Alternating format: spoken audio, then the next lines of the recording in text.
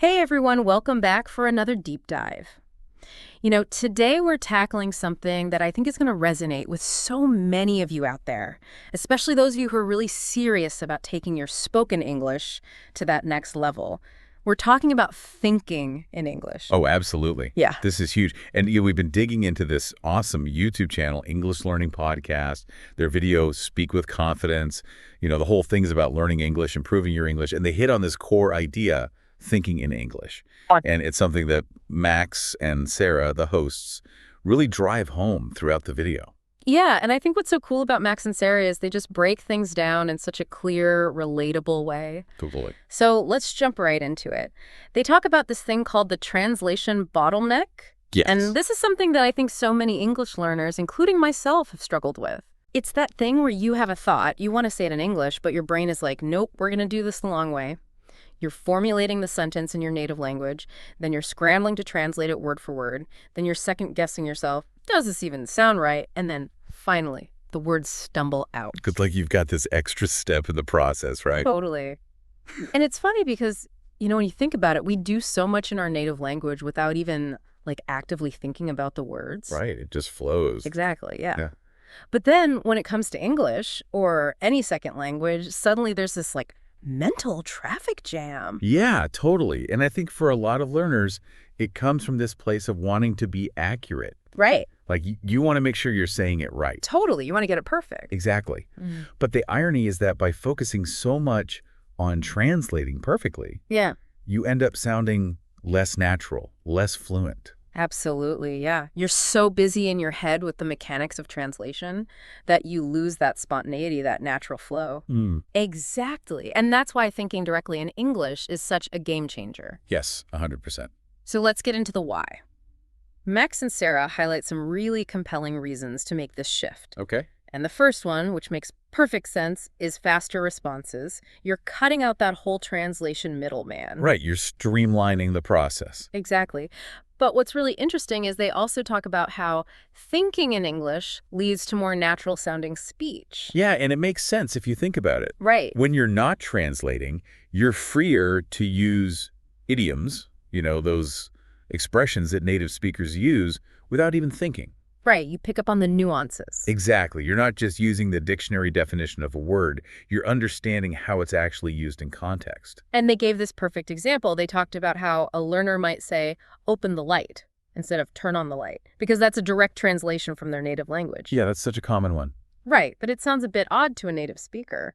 Because open and light, yes, they're English words, but that combination, it just doesn't quite fit. It's like the essence of the phrase gets lost in the translation. Absolutely. And I think this really highlights the fact that languages are so much more than just words and grammar. Oh, for sure. They're like whole systems of thought. Yeah, it's a different way of seeing the world, really. Exactly. And by thinking in English, you're not just learning words, you're starting to adopt that English way of thinking. You're immersing yourself in the culture, in a way. Totally.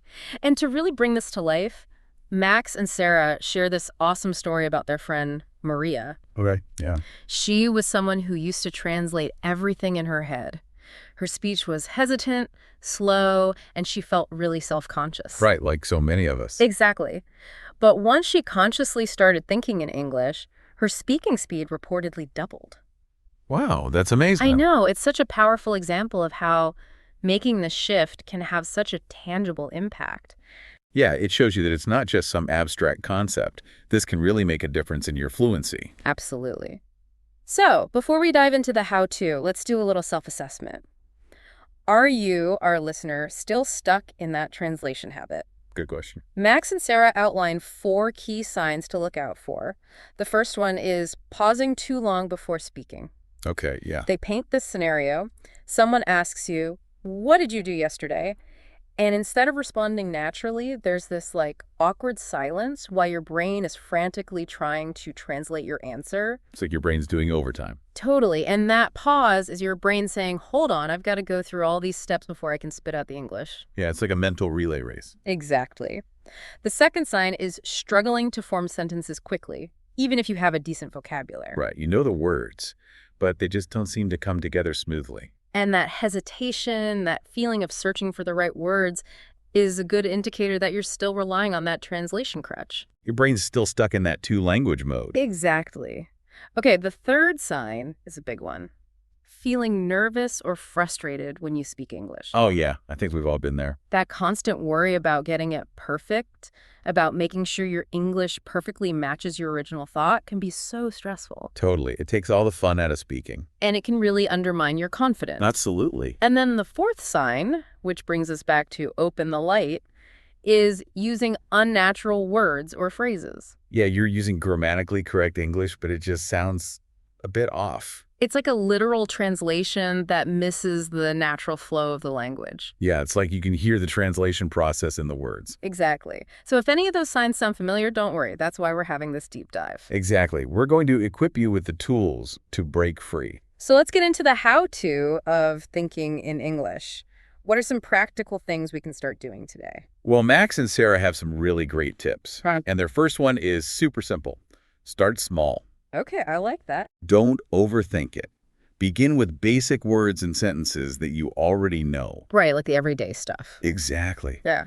You know, instead of trying to have this, complex philosophical debate in your head in English, just narrate your daily activities. Think, I'm getting out of bed, I'm brushing my teeth, I'm making coffee. That's like building that foundation. Yeah, you're training your brain to use English for those automatic, everyday thoughts. And their second tip is all about your surroundings. Labeling objects in English. Ooh, that's a good one. Right. Look around your room right now. Yeah. Think table, chair, window, book. Yeah, just create that direct connection between the English word and the object. Exactly. No need to translate. And it's so easy to do. You can do it anywhere, anytime. Okay. Tip number 3 might feel a little weird at first, Okay. but trust me, it's powerful. Talk to yourself in English. Oh, yeah, that's a classic. Right. Describe what you're doing, what you're seeing, even your random thoughts. It's like having a built-in English conversation partner. Totally. And you can do it anytime, anywhere. No one's judging you. It's your own private English practice space. Exactly. Okay, this next tip is really clever. Incorporate English into your nighttime routine. Okay, tell me more. Max and Sarah suggest taking a few minutes before you go to sleep to reflect on your day in English. Interesting. Yeah, ask yourself simple questions like, what did I do today? What was the most interesting thing that happened? It's like a little English debrief before you drift off. Exactly. And it kind of plants those English thoughts in your subconscious. So I like that. Right. Okay, another great tip is mental rehearsals. Okay.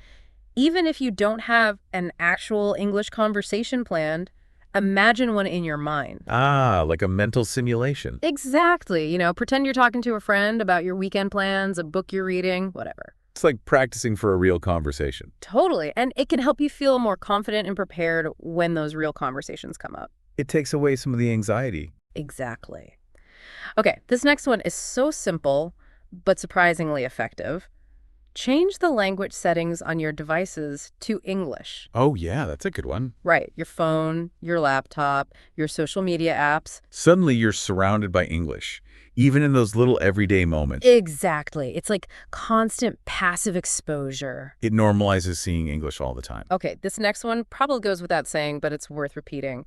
Surround yourself with English as much as possible. Immersion. Immersion. Yes. Listen to English podcasts, watch English videos, read English books and articles, listen to English music. The more you expose yourself to the language, the more natural it becomes to think in it. Exactly. And finally, Max and Sarah really emphasize the importance of patience and consistency. This is so key. Thinking in English is a process. It's like learning any new skill. It takes time and effort. You can't expect to just flip a switch and suddenly think in English all the time. Exactly. You have to be patient with yourself. Celebrate the small wins along the way. Totally. Now, let's talk about some of the mental barriers that can hold people back from thinking in English. Okay. One of the biggest ones is the fear of making mistakes. Oh, yeah. I think we all struggle with that to some extent. Totally. That worry about saying something wrong and sounding stupid? But here's the thing. Everyone makes mistakes. Right, even native speakers. Exactly. It's part of the learning process. So instead of beating yourself up over every little error, try to reframe it as a learning opportunity. Yeah, think of it as feedback. It helps you identify areas where you can improve. Exactly. Yeah. And another big barrier is lack of confidence. That can be a real killer. Totally. That feeling of, my English isn't good enough, or I'll never be fluent. It's so easy to get discouraged. But confidence comes from practice. And from celebrating your progress. Exactly. So focus on the small wins. Acknowledge how far you've come. And remember, fluency is a journey, not a destination. Okay, another challenge is that deeply ingrained habit of translating. Yeah, it can be tough to break that automatic response. But it's not impossible. Right, it just takes conscious effort and consistent practice. And all those tips we talked about earlier can really help. Starting small, labeling your environment, talking to yourself. And don't forget about immersion. The more you surround yourself with English, the less you'll need to rely on translation. Exactly. And finally, it's totally normal to feel discouraged sometimes. Oh, yeah, those moments happen to everyone. You might feel like you're not making progress or you're hitting a plateau. It can be really frustrating. But it's important to remember that language learning is a marathon, not a sprint. Keep your eyes on the prize. Exactly. And every little bit of effort you put in is taking you closer to your goal. Even those small, seemingly insignificant moments of thinking in English add up over time. Absolutely. Okay, so now for the fun part. Max and Sarah proposed this awesome 24-hour Thinking in English challenge. Oh, I love this. Are you up for it? Absolutely. Okay, so they've got 3 levels. For beginners, the challenge is to simply name objects around you in English throughout the day. Simple, but effective. Exactly. Just look around and think table, chair, phone, book. It's all about building those direct connections between the English word and the object. For those at an intermediate level, the task is to describe your actions throughout the day in English. Ooh, I like this one. Right. As you're doing things, think, I'm eating lunch, I'm walking the dog, I'm listening to a podcast. It's getting you to think in English sentences. Exactly. And for the more advanced learners, the challenge is to have a full-on imaginary conversation with yourself in English about your day. Wow, that's taking it to the next level. Right. It's like a mental dress rehearsal for a real conversation. I love it. And there's a bonus activity for everyone, regardless of your level. Write a short journal entry in English before bed. Just 1 or 2 sentences about your day. Oh, that's a good one. It's like solidifying those English thoughts before you drift off to sleep. Exactly. So, to recap our deep dive into the incredible world of thinking in English, we've explored why it's so crucial for fluency and confidence, we've identified the telltale signs that you might still be stuck in translation mode, and we've armed you with a whole arsenal of practical strategies, including that awesome 24-hour challenge, to help you actively start making that shift. It's all about retraining your brain, making English your default language for thought. Exactly. And that's where real fluency and confidence come from. Absolutely. So as you go about your day, really consider this. How might consciously practicing even just one of these techniques, even for a few minutes each day, fundamentally change your experience with spoken English? What parts of your communication do you think might start to feel different, more natural, more effortless? It's a powerful question to ponder. Absolutely. Thanks so much for joining us for this deep dive. Yeah, thanks for listening. We'll catch you next time. See you then. Bye. Bye.